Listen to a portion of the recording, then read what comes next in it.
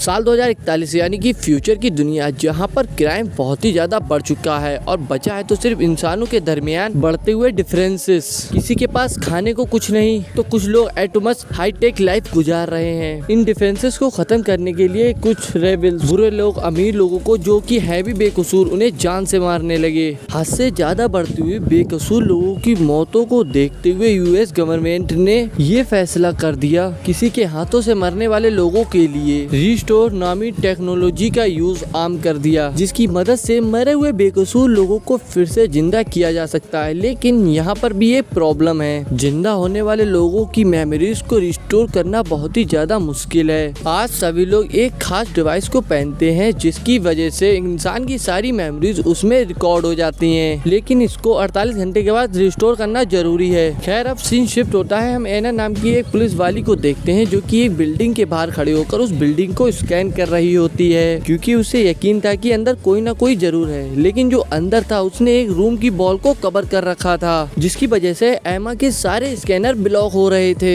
एमा इस ब्लॉक हुए स्कैनर के बारे में पुलिस स्टेशन में बताती है, लेकिन पुलिस स्टेशन वालों को इसके बारे में कुछ भी आइडिया नहीं होता है। जिसके दौरान एमा को बिल्डिंग के अंदर से गोली चलने की आवाज सुनाई दी। तभी एमा वहाँ पर समझ जाती है कि किसी क्रिमिनल द्वारा एक इंसान को मारा जा चुका है। उसकी जान बचाने के लिए एमा उस बिल्डिंग के अंदर जाने लगती है। उसकी टीम वाले भी एमा को मना कर रहे थे कि उस बिल्डिंग के अंदर मत जाओ, लेकिन यहाँ पर एमा किसी की नहीं सुनती और एक कमरे के अंदर पहुँच जाती है। ये वही रूम था जिसके स्कैनर को एक शील्ड से ब्लॉक किया गया था। रैपर यानी कि वो जिसने इन सबको मारा था, अब वो यहाँ से भागने की कोशिश में होता है। एमा और रैपर जानते हैं कि बाहर निकलने का यहाँ पे कोई भी रास्ता मौजूद नहीं है, वो इंसान अपने आप को वहीं पर मार लेगा। एमा उससे पूछती है कि तुम्हारा वीक स्टोर पॉइंट कहाँ पर है। फिर वो बताता है कि मेरी मेमोरी कहीं भी सेव नहीं हो रही है। ये कहते ही उसने फ्लोर से जंप कर दी और वो वहीं पर मर गया। एमा उसकी लाश देखती ही रह गई। अब अगले सीन में वो अपने घर पर आ गई जहाँ पर वो पियानो बजा रही थी। फिर उसका पति बताता है कि मैंने पूरा कॉन्टेक्ट पहले ही रिकॉर्ड कर लिया था।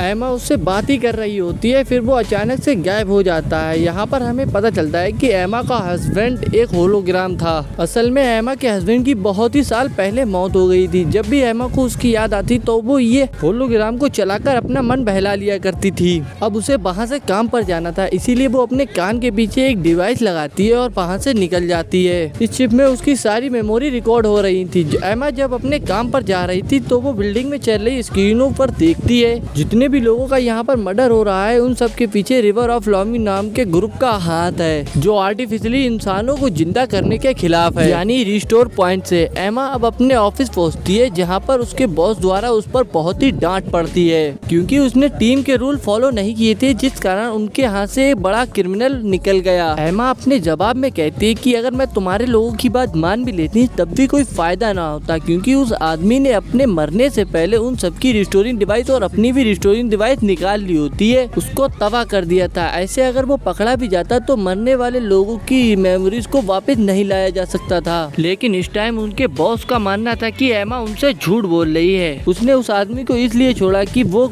केस पूरा का पूरा उसके अंडर में कर दिया जाए, ऐसे वो खुद रिवर ऑफ लाइफ को ढूंढकर उसे मजा चखा पाए, क्योंकि इसके पीछे उसकी पर्सनल दुश्मनी थी। वो अपने हस्बैंड का बदला रिवर ऑफ लाइफ को खत्म करने से लेना चाहती थी, उनको मारा था, इसीलिए वो एमा को उस केस से हटाकर एक नए केस पर भेज देते हैं। ये भी एक कपल के मर्डर का केस था। एमा तो उन कपल को देखकर बिल्कुल ही शौक रह गई, क्योंकि उन कपल में जो आदमी था वो इनकी रिस्टोरिंग डिवाइस का इन्वेंटर था, यानी कि इसी ने इंसानों की मेमोरी को इकट्ठा करने के लिए वो डिवाइस बनाई थी। उसे और उसकी वाइफ को कौन मार सकता था, इसीलिए एमा उस जगह पर इन्वेस्टिगेशन शुरू कर देती है। फिर उसको वहाँ पर एक नेकलेस मिलता है जिसे वो उठा लेती है। फिर उसने महसूस किया कि उसकी बॉडी के कट बहुत ही अजीब थे। हो सकता था कि उसकी वाइफ ने ही उसे मारा हो, शायद वो उससे नफरत करती हो। इससे भी शॉकिंग बात ये थी कि जिसने रिस्टोरेटिंग डिवाइस बनाई थी उसके खुद की रिस्टोरेटिंग डिवाइस में ज्यादा मेमोरी नहीं होती है। बाकी की इंफॉर्मेशन लेने के लिए एना जाती है रिस्टोरेशन पॉइंट, जहाँ पर मरे हुए लोगों को दोबारा से जिंदा किया जाता था और उनकी मेमोरीज को उन्हें वापस कर दिया जाता था। वहाँ का सीईओ एना से कहता है कि हमारा डिपार्टमेंट आपकी हर तरीके से मदद करेगा। ये कहने के बाद सीईओ एना को अपनी असिस्टेंट के साथ भेज देता है,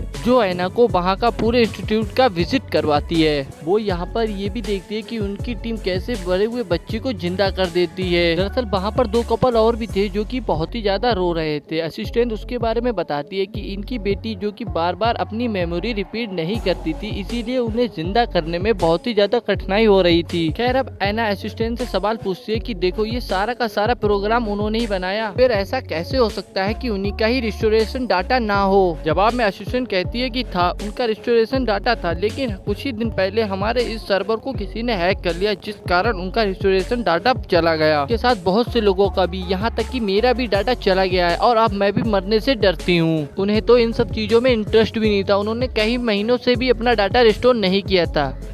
तभी असिस्टेंट बताती है कि ये मैंने सब तुम्हें अपनी पर्सनल बातें बताई हैं, कृपया करके इन्हें बाहर लीक ना करना। के बाद वो एमा को कंप्यूटर रूम में छोड़कर वहाँ से चली जाती है। कंप्यूटर रूम में एमा को एक विक्टर नाम के आदमी के बारे में पता चलता है, जिसका डेविड और उसकी फैमिली से कोई लिंक था। काफी यही नहीं, रिवर लाइफ नामी गैंग से भी उसका रिलेशन था, जिसने तो उसे गिरफ्तार भी किया था, लेकिन कोई ज्यादा सबूत न होने के कारण उसे छोड़ दिया गया है। हो सकता है किसी तरीके से वो भी इस केस में इन्वॉल्व हो, तभी वो उसका सारा डाटा लेकर अपने घर पर आ जाती है। फिर उसको पता चलता है कि मदर साइड पे जो उसे नेकलेस मिला था वो भी विक्टर नामी आदमी का ही था। ये बहुत ठोस सबूत था, इसीलिए वो उसे पुलिस में दे देती है और अपने आप खुद निकल जाती है विक्टर को पकड़ने के लिए। वो अभी पार्किंग में ही पहुंची थी, फिर वो ये देखकर हैरान हो जाती है कि उसका पहले से ही वहाँ पर कोई इंतजार कर रहा था। ये कोई और नहीं था बल्कि था साइंस डेविड, जिसका ये मर्डर केस सॉल्व कर रही थी। असल में डेविड को किसी ने रिस्टोर कर दिया था, यानी कि वो फिर से जिंदा हो गया था। इस बात की खबर एमा को नहीं होती, इसीलिए वो बहुत ही ज्यादा शॉक हो जाती है। वो उसको पुलिस के पास ले जाना चाहती है सवाल जवाब के लिए, लेकिन जवाब में डेविड कहता है कि नहीं, मैं पुलिस के चक्कर में नहीं पड़ने वाला, मुझे बस तुमसे थोड़ी सी मदद चाहिए। एमा, मेरे घर से कुछ जरूरी सामान आपको लेकर आने होंगे। एमा कहती है कि तुम्हें मेरी मदद क्यों चाहिए। जवाब में डेविड कहता है, तुम एतबार की कत्ल हो, तुम्हारा डिपार्टमेंट मेरा केस सॉल्व करना ही नहीं चाहता, जिससे उनका प्राइवेटाइजेशन का प्लान विस्ट में पड़ सकता है।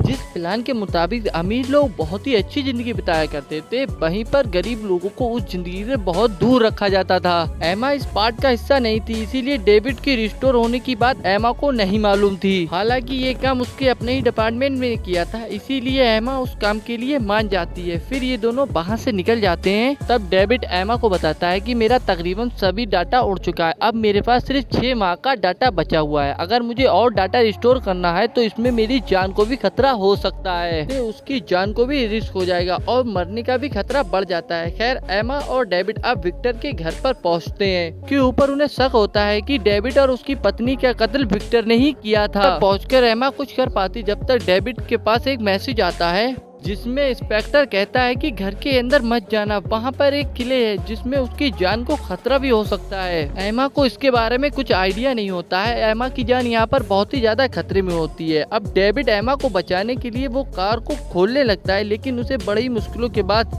सीक्रेट लॉक मिल जाता है, जिस कारण कार खुल जाती है और खुद भी विक्टर के घर पर चला जाता है, जहां डूबकर वो देखता है कि एमा विक्टर के ऊपर गन पॉइंट कर खड़ी थी। अब विक्टर एमा के सामने खुद को सरेंडर कर देता है। विक्टर के हाथ में वो चिप थी, वो बताता है कि अगर मुझसे कोई ज्यादती ना की गई, ईमानदारी से सारे सवालों का जवाब दे दूंगा। विक्टर कहता है कि मेरा प्रॉमिस है, मैं सभी सवालों के सही जवाब दूंगा। डेविड के मरने से और डेविड के मरने के बाद जिंदा होने से रिस्टोर प्रोसेस से बहुत ही ज्यादा डरती थी। इसके बाद डेविड को बहुत ही ज्यादा गुस्सा आ जाता है और वहीं पास पड़ी विक्टर की गन को लेकर वो डेविड को मारने के लिए दौड़ता है। डेविड को जिंदा देखकर विक्टर के तो होश उड़ गए। वो जल्दी बताता जा रहा था कि मैं डेविड की वाइफ क्रिस्टीना को बचाना चाहता था, मैं तो डेविड की वाइफ को बचाना चाहता था। मैं जब तक वहाँ पहुँचा तब तक डेविड ने अपनी वाइफ को मार दिया था। ये कहते ही वो डेविड पर हमला कर देता है, जिस कारण तीनों नीचे गिर जाते हैं और वहीं पर मौका पाकर विक्टर वहाँ से भाग जाता है, जंगलों की तरफ भागने लगता है। अब एमा भी वहाँ से उसके पीछे भागती है, लेकिन वो बहुत ही आगे निकल जाता है। एमा उसे पकड़ नहीं पाती। एमा विक्टर को रोकने के लिए हवा में फायर करती है, लेकिन विक्टर बहुत ही दूर निकल चुका था। तभी अचानक एमा का पैर फिसल जाता है और वो जाकर दलदल में गिर जाती है। फिर वहाँ पर डेविड एमा को बचाने के लिए उसके पास आता है। अब हमें दिखाया जाता है कि विक्टर के घर पर बहुत सारी पुलिस आ गई होती है विक्टर को ढूंढने के लिए, जो कि डेविड को भी पकड़ना चाहती थी। डेविड एमा से कहता है कि मैं वापस आकर तुम्हें इसी रोड के किनारे पर मिलूंगा। अब दूसरा पुलिस इंस्पेक्टर आगे आता है और वो देखता है कि एमा की गाड़ी के दोनों दरवाजे खुले हुए हैं। ये देखकर वो बहुत ही हैरान होता है। इससे पहले वो आगे बढ़ता जब तक वहाँ पर एमा सही सलामत उसके सामने आ जाती है। एमा सबको ओके का सिग्नल देकर वहाँ से चली जाती है। अब एमा वादे के मुताबिक डेविड से मिलने आती है, जिसके हाथ में वही चिप होती है जो हमने विक्टर के हाथ में देखी थी। डेविड बताता है कि ये मेरी डिवाइस है जो विक्टर ने मुझसे चुरा ली थी।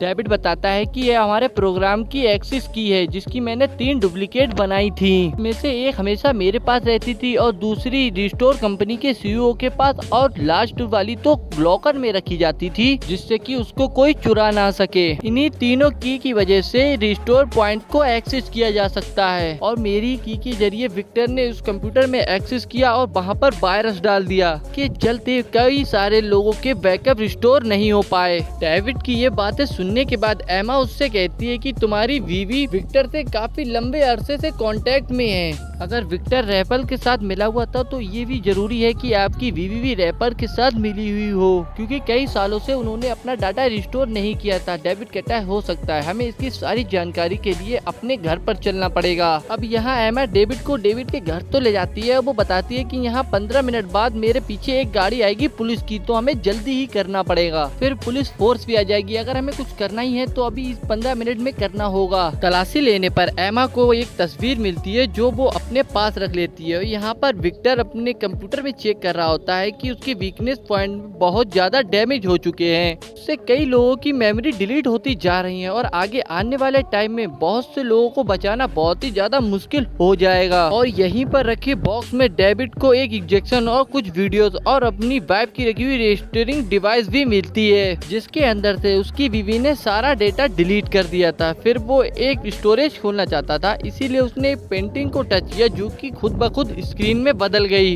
लेकिन यहाँ पर बुरी बात तो ये होती है कि इसे अपने लॉक का पासवर्ड ही नहीं पता होता है। इतने में ही वहाँ पर पुलिस भी आ जाती है। फिर ये लोग बहुत ही ज्यादा घबरा जाते हैं और वीडियो यहीं पर खत्म हो जाती है। Thank you for watching.